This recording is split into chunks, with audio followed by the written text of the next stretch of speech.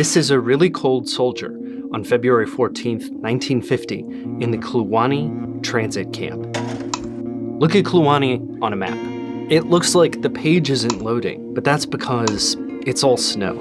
Alaska is big and empty and cold, but it is also vitally important to the defense of the United States.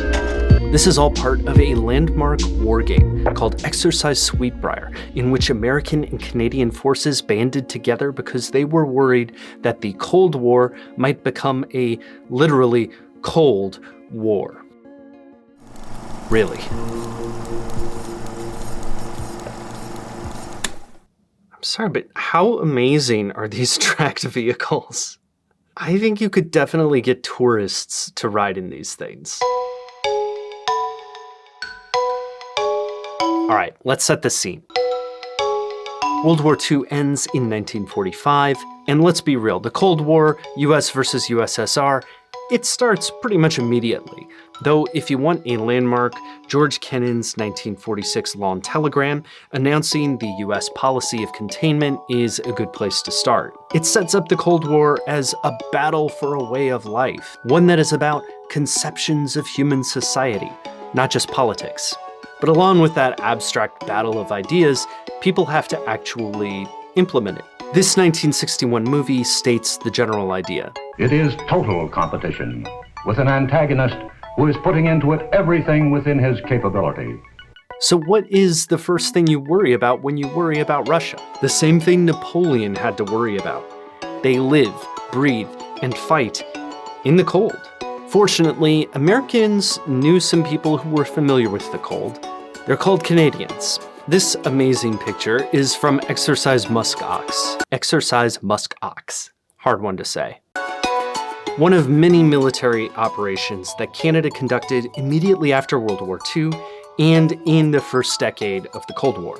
These missions included, most notably, a subarctic wargame partnership with their southern allies, the Americans. And it was called Exercise Sweetbriar. Life magazine didn't play coy when it came to the Cold War. They said the Soviet attack could come and questioned how muscular is the army. Can you just imagine this headline today? How muscular is the army? They featured a picture from Exercise Sweetbriar. This 1950 war game saw 5,000 American and Canadian troops go from Whitehorse, Yukon to Northway Airfield, a 350-mile, 553-kilometer journey to fight a fictional foe. This thing was massive. At such close quarters, the Cold War has become a real factor in Alaskan life. This incredibly purple prose New York Times op-ed put it plainly: the possible aggressor coming over the Bering Sea is the strange heir to the power from which Secretary Seward bought the Great Northern Peninsula in 1867.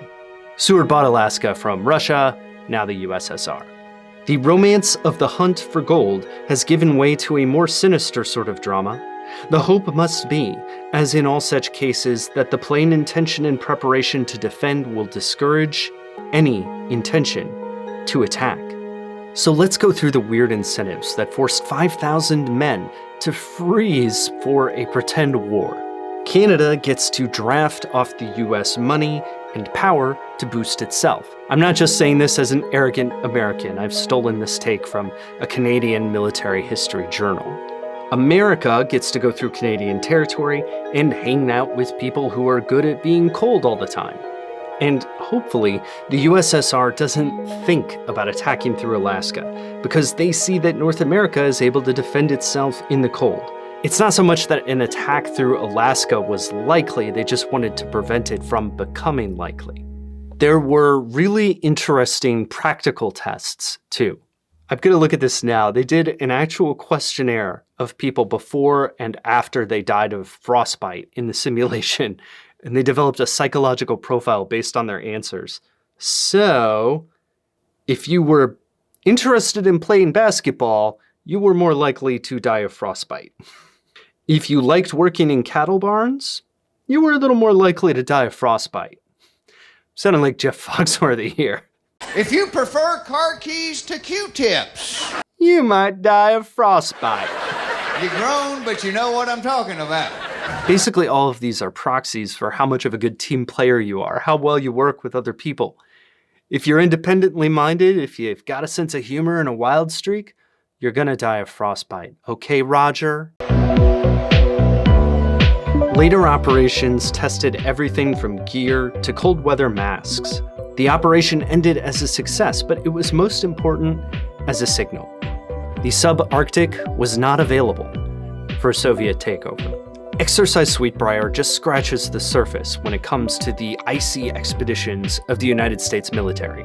We haven't even talked about Moosehorn, the 1956 7,000-person exercise that did a lot of the same stuff that Sweetbriar did. Moosehorn was the longest Army maneuver ever held in Alaska, and the biggest.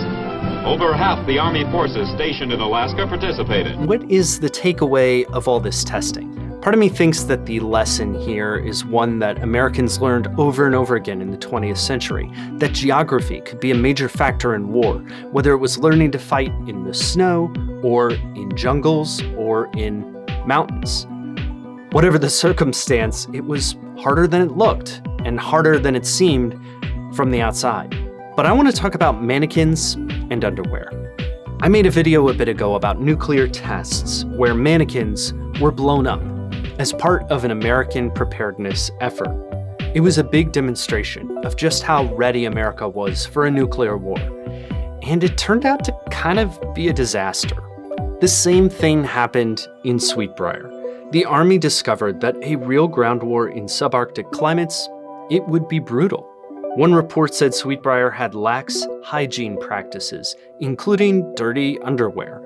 All the exercises in the world couldn't put the suffering of war in some neat manila folder, tucked away from the rest of the conflict. Each Cold War game proved how devastating a conflict it would be if the Cold War turned hot. Or, in this case, cold.